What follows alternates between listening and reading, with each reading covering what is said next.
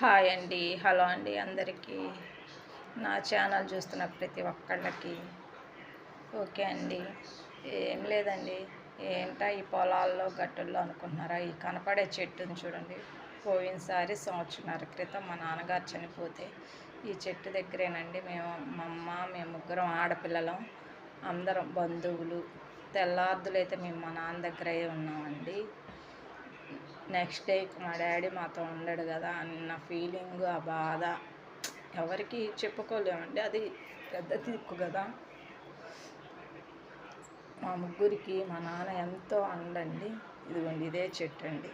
ప్రతిసారి నేను ఆడికి వెళ్ళినప్పుడల్లా అక్కడికి వెళ్ళి కొద్దిసేపు సైలెంట్గా మనసులో బాధ ఆయనకి చెప్పుకొని ఆడ కొద్దిసేపు కూర్చొని వస్తానండి. అదిగోండి, ఆయనకి ఇష్టమైన పునుగు, గారె, లిమ్కా అంటే బాగా ఇష్టమండి.